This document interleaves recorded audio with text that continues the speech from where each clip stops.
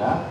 Diharapkan hasilnya tentu bisa memberikan informasi yang akurat dan dapat dipertanggungjawabkan kepada seluruh masyarakat. Baik rekan-rekan, perlu diketahui kejadian tepatnya yaitu sekira tanggal 2 Mei yang lalu tahun 2023 sekira pukul 11.24 telah terjadi penembakan oleh yang dilakukan seseorang patut terduga. Di sini pelakunya adalah inisial M di kantor MUI Pusat Jalan Proklamasi nomor 51 Kelurahan Pegangsaan, Kecamatan Menteng, yang tentunya ini menjadi perhatian kita bersama.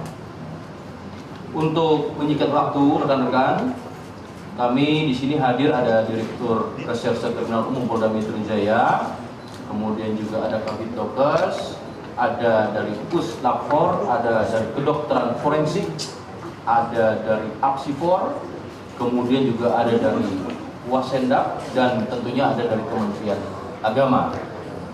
Konsisten Polda Metro Jaya juga selalu akan melakukan kolaborasi interprofesi dalam setiap pengungkapan kasus. Untuk menyingkat waktu, kami persilakan kepada Pak Direktur Reserse Kriminal Umum Polda Metro Jaya dulu terlebih dahulu untuk memberikan penjelasan. Terima kasih. Baik. Assalamualaikum warahmatullahi wabarakatuh. Salam sejahtera buat kita semua, para narasumber yang kami hormati dan kami muliakan. Rekan-rekan sekalian, perlu kami sampaikan secara singkat karena memang ini narasumbernya banyak. Hasil penyelidikan kami dari Direktorat Kriminal Umum Polda Metro Jaya yang dilaksanakan secara induktif dan deduktif serta berkesinambungan. Dan sebagaimana disampaikan oleh Kabid Humas tadi, bahwa kita menggunakan metode kolaborasi interprofesi, artinya kami melibatkan berbagai ahli dan berbagai pihak untuk menganalisis delik ataupun tindak pidana yang terjadi ini. Rekan-rekan sekalian, yang pertama kami perlu sampaikan kembali bahwa terkait dengan tindak pidana ini, kami sudah berkoordinasi sekali lagi dengan Densus 88 Anti Teror Polri, di mana hasil penyelidikan oleh Densus 88 yang dilaksanakan secara komprehensif dan berdasarkan database. Sekali lagi, tersangka atas nama almarhum Mustafa ini tidak masuk dalam jaringan teror.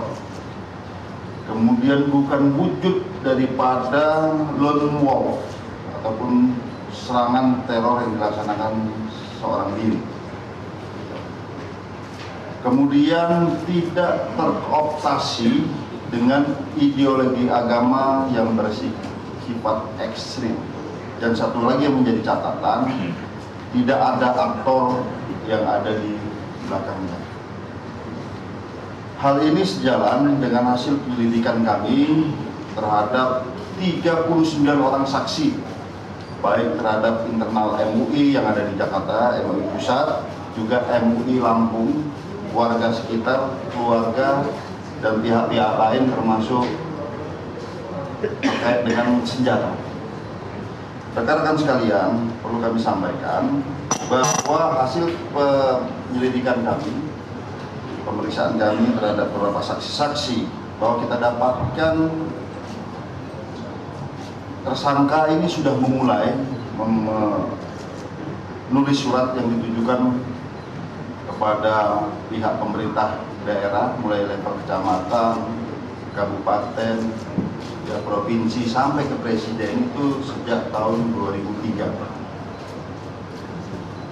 Kemudian yang bersangkutan pernah menyampaikan aspirasinya pada tahun 2016 di DPRD Lampung. Sama intinya, hasil pemeriksaan ini semua identik dari tetangga dan lain sebagainya, ini menyampaikan aspirasi dan melakukan tindak pidana pengrusakan 406 KUHP dan divonis 3 bulan di Pengadilan Negeri Tanjung Karang.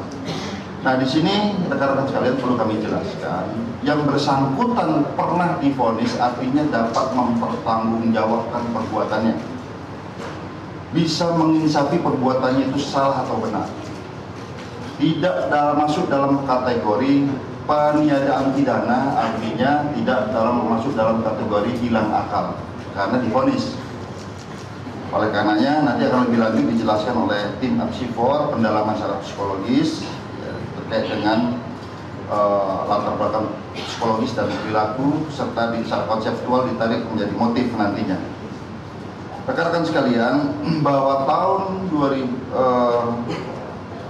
97 menurut keterangan istri dan warga sekitar, yang bersangkutan pernah mengumpulkan warga dan tokoh agama di rumahnya yang bersangkutan, di mana yang bersangkutan ini awalnya sebelum 2097 sudah, yang bersangkutan meminta pengakuan bahwa yang bersangkutan atau tersangka ini adalah sebagai wakil Nabi.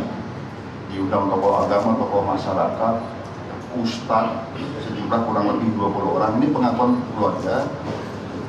Namun pada saat yang bersangkutan menyampaikan bahwa yang bersangkutan adalah wakil Nabi, tidak ditanggapi, dan pada saat itu para peserta langsung bubar.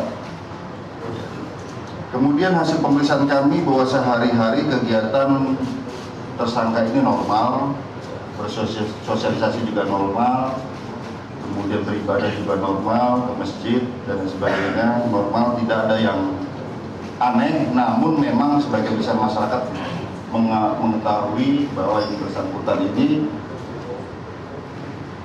pernah minta pengakuan sebagai wakil Nabi, baik di lingkungannya, tetangga, warga, pemerintah daerah, sampai dengan ke pusat. Kemudian rekan-rekan sekalian, kami juga perlu menjelaskan yang bersangkutan juga pernah beberapa kali mendatangi MUI Lampung. Jadi sebenarnya di Jakarta ini hanya ujungnya saja, di Lampung lebih sering yang bersangkutan ataupun tersangka ini untuk datang menyampaikan aspirasinya untuk mendapatkan pengakuan sebagai nabi. Kemudian terkait dengan pertanyaan-pertanyaan selama ini, ya, bahwa yang bersangkutan ini kan tidak bisa atau tidak menguasai komputer. Kami dapatkan satu saksi, ya, ternyata tersangka ini pernah 2 kali mengirimkan surat, mengetikkan surat ini melalui rental, fotokopi di sana, dibayar masing setiap surat itu 5.000 yang ditujukan kepada MUI Pusat. Sudah kita periksa saksinya juga itu. Jadi caranya dia yang bersangkutan menulis tangan, kemudian didiktekan, kemudian diketik komputer di rental komputer yang jaraknya adalah 100 meter dari rumahnya. Kemudian rekan sekalian, kami juga melaksanakan penyelidikan dari mana asal usul senjata.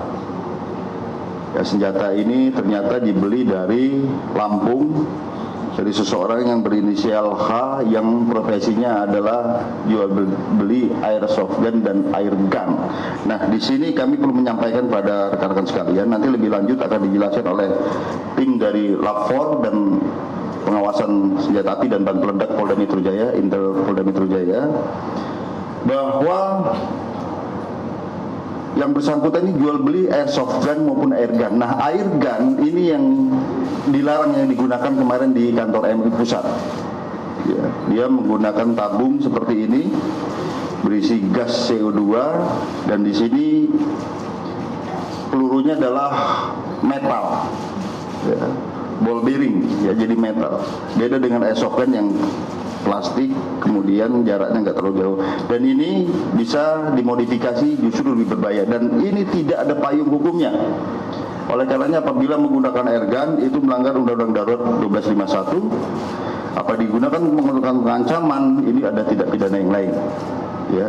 Jadi air gun nanti akan dijelaskan oleh balistik meteorologi forensik dan dari Wasendak.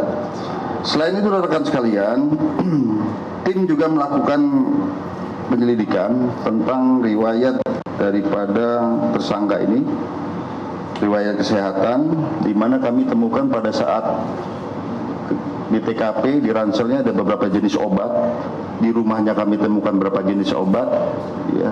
Kemudian rekam medis kami meminta dari rumah sakit di Pesawaran berapa kali yang bersangkutan dan ternyata ini konsisten dengan hasil otopsi maupun pemeriksaan dari Bidokes dan kedokteran forensik. Ya, nanti akan dijelaskan oleh ahlinya sesuai dengan metode kolaborasi interprofesi. Rekan-rekan sekalian, terhadap senjata ini deliknya berbeda. Kami sudah amankan 3 orang dari Lampung, ya, sekarang dalam proses pemeriksaan, ya, dan dalam waktu dekat mungkin akan kita tingkatkan sebagai tersangka.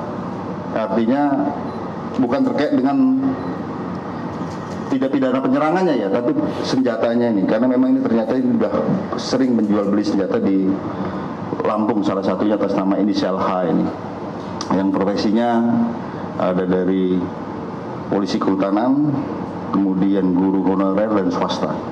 Ini masih dalam proses pemeriksaan dan kita akan kembangkan terus, karena memang dari buku, termasuk ini buku diterbitkan tidak sah, dan di sana disebutkan buku terkait dengan airsoft gun dan air gun. Ini terus kita akan memberikan proses pemeriksaan agar masyarakat paham bahwa air gun itu tidak diperbolehkan. Saya kira demikian dari kami. Selanjutnya kami serahkan ke Kabid Humas. Baik rekan-rekan, untuk urutannya selanjutnya kita akan mendengarkan dari balistik dan meteorologi forensik ya untuk penjelasan terkait dengan kesenjataan. Nanti dilanjutkan dari Direktorat Reserse Ulangi, Direktorat Intelkam, Polda Metro Jaya dalam hal ini pengawasan senjata api dan bahan peledak. Silakan. Terima kasih Bapak Kabid Humas, yang saya hormati Pak Dir dan rekan-rekan semua serta rekan-rekan wartawan. Kami dari Puslapor akan menjelaskan apa yang telah kami lakukan selama melakukan olah TKP. Jadi olah TKP yang kita laksanakan pada hari Selasa tanggal 2 Mei tahun 2023 berdasarkan kegiatan atau olah TKP tim kami. Di sana kita melakukan pemeriksaan tentang perkenaan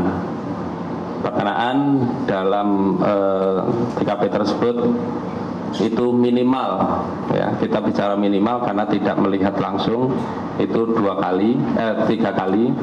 2 kali itu kita temukan di tempat kejadian perkara, saat itu ada di kaca dan di dinding, serta satunya lagi di korban.